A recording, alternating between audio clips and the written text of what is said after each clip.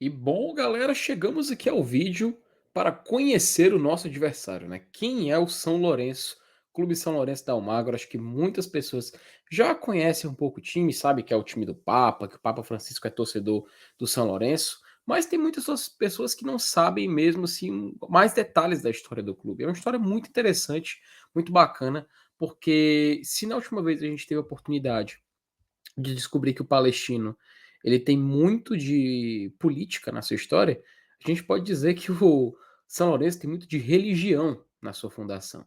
E é assim que a gente vai descobrir um pouco da origem deles. E eu nem vou perder muito tempo, até porque a história é muito interessante, a história é curtinha, mas a história é muito massa. E para poder conhecer, eu vou chamar aqui a vinheta para a gente dar início a mais um vídeo aqui do GT.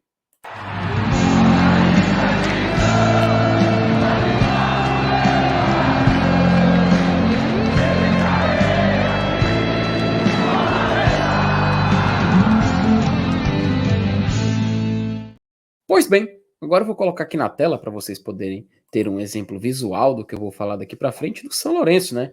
Que também é conhecido como Clube Atlético São Lourenço de Almagro, tá?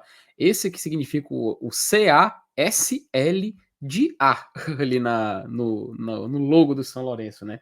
Que é muito bonito por sinal, tá? Vermelho, azul e branco, combinações de cores que com certeza não nos trazem nenhum sentimento ruim, pelo contrário, é uma combinação muito bem feita. E o clube, como muitos já sabem, de Buenos Aires, tá? Da Argentina.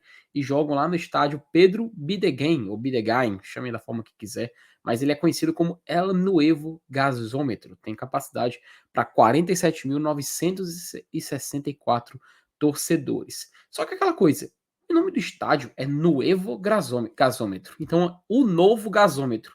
Mas peraí, o que isso quer dizer? O que significa? Existia um velho gasômetro? Pois a gente, vamos lá, né? Senta que lá vem a história e vamos aqui explicar um pouco sobre a história do São Lourenço. Não é só o time do Papa, tá? Não é só por isso que a gente diz que ele tem uma relação com a religião, né? No último vídeo sobre o Palestino, você acompanhou aqui no GT, a gente viu que futebol e política andam sim lado a lado, né? E o São Lourenço, ele é o exemplo que futebol e religião também podem andar bem próximos, né? E assim, essa justo essa relação do São Lourenço com a igreja é de muito tempo, não é só do caso do Papa. Vamos lá, vamos voltar no tempo, né? Foi em 1º de abril de 1908, tá? Então o São Lourenço ele tem 115 anos de história, lá no bairro de Boedo, em Buenos Aires, foi a fundação do clube. Porque assim, naquela época, lá em Buenos Aires, lá em Boedo, nesse bairro, muitas crianças, muitos jovens da região, eles jogavam futebol, né, brincavam na rua, algo assim muito comum para pessoas no início de vida, né? É um costume que se perdurou para muitas pessoas. E lá na Argentina não era diferente. E aí, as crianças praticando futebol na rua, brincando na rua, por muitas vezes conviviam com os perigos urbanos, né? Que pode ser o que? Ser atropelado, brincar em cima de linha de trem, corre risco de o trem passar por cima, né? E aí, um padre, observando tudo isso, ele teve a ideia de tirar esses jovens dessas zonas que ele considerava perigosas e colocar eles para praticarem esportes dentro do terreno da igreja ali de Boedo. E assim, ele só pedia uma coisa em troca, né? Que era muito simples, que era somente que as crianças e que os jovens pudessem ir à missa, frequentar, exercer o catolicismo, pregando essa religião que afinal é muito popular. A gente reconhece que o catolicismo é a maior religião de toda a América Latina, né? Portanto, o que acabou acontecendo após isso aí? Com o passar do tempo, a comunidade ela foi ganhando força, foi dando origem a um movimento que se culminou na fundação de um clube de futebol profissional para que esses jovens pudessem praticar o esporte. Então, no bairro de Boedo, né, onde o clube do São Lourenço se estabeleceu, foi feita a fundação do clube do São Lourenço, lá em 1908, né? E é claro que com a fundação de uma equipe de futebol, pouco tempo depois já veio a fundação do seu estádio, né?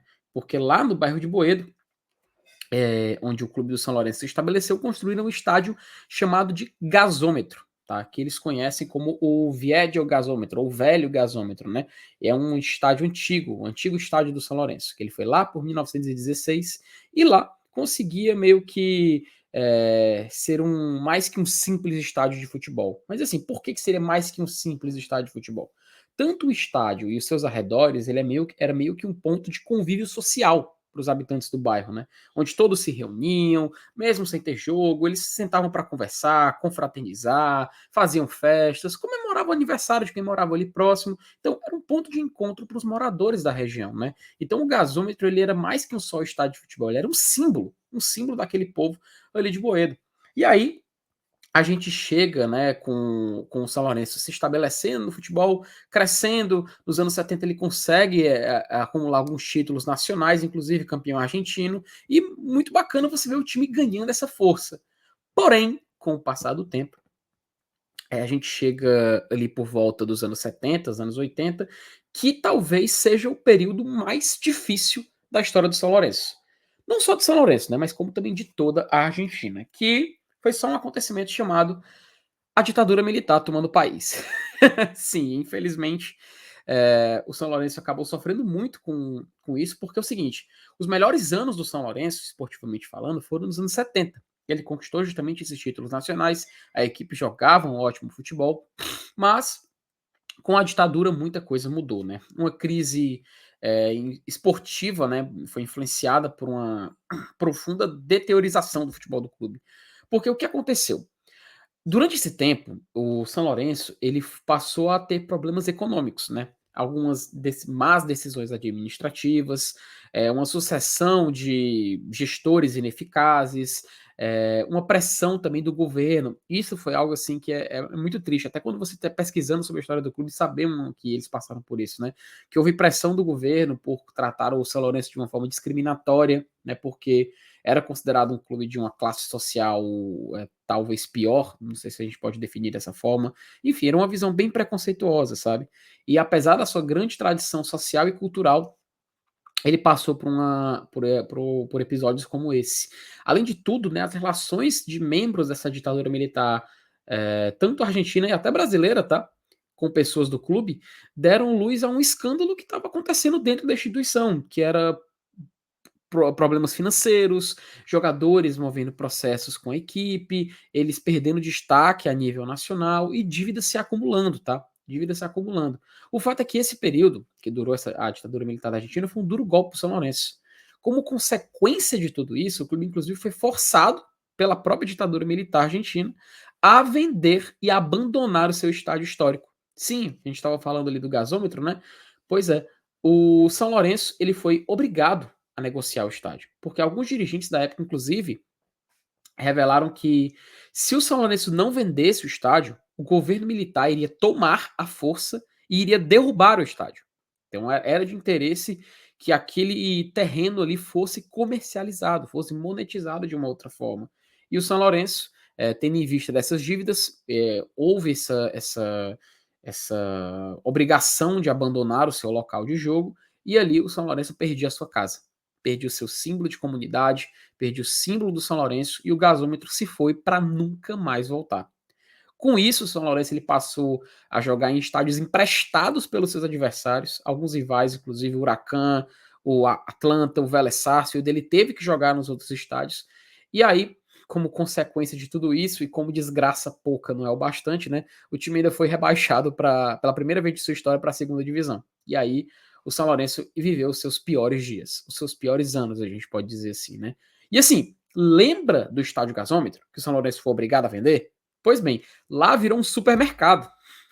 Supermercado Carrefour, inclusive, né? E aí deu adeus a qualquer lembrança de que tinha sido um estádio de futebol, né? E mais que isso, era um símbolo da comunidade. E aquilo se perdeu, e, infelizmente, acabou ficando no caminho da história do São Lourenço. Depois de tudo isso, né, assim, mais ou menos uns 15 anos depois, já para ser mais exato, o São Lourenço decide construir seu novo estádio, que aí sim eles chamam de estádio Pedro Bidegan, que é o Nuevo Gasômetro, que é o novo gasômetro. Então aí eles constroem esse novo estádio, e aí assim, era em outro bairro, não ficava em Boedo, e os torcedores, assim, por muito tempo, faziam músicas exaltando a antiga casa, a antiga origem do clube, pleiteando essa volta pro mesmo local, que a verdade é que a torcida do São Lourenço sempre foi muito engajada. E ela mesmo